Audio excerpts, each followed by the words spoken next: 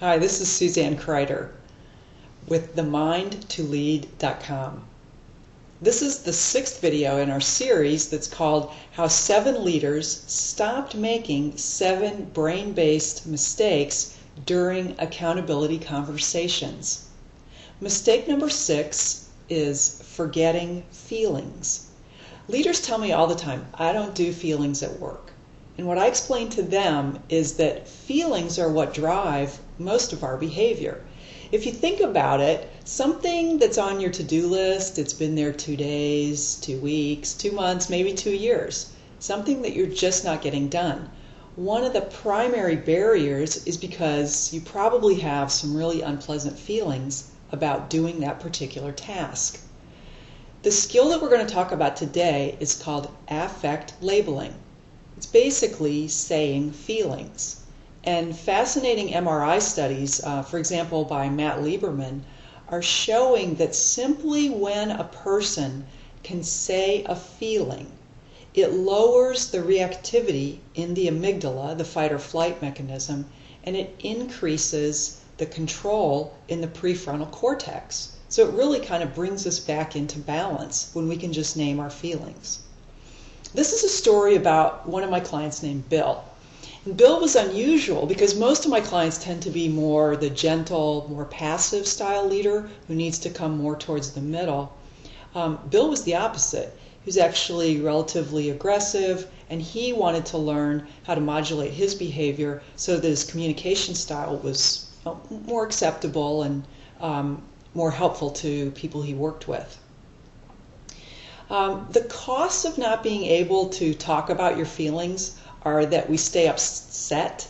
It's like our mind is like a skipping record, and we get stuck in that unpleasant feeling or emotional state, and this just lowers our effectiveness. Bill's story is that he was a contractor for a major food distributor in the United States. He had a lot of organizational memory that nobody else in the organization, even their full-time employees, didn't have. So they didn't want to get rid of him, but they were really frustrated with his communication style because it was so hostile and so aggressive.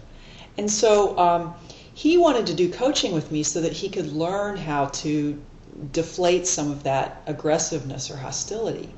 We talked a lot about affect labeling, and I taught him a very simple 4-step formula. It's a communication tool that we can use when we're upset.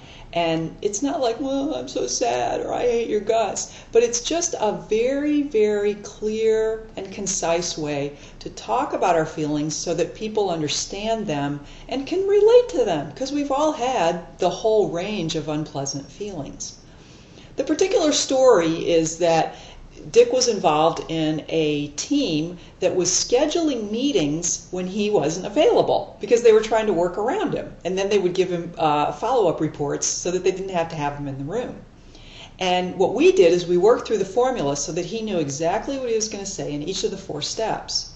He went into the meeting, and actually when he started to deliver the message, he got some pushback, and somebody changed the topic of the conversation.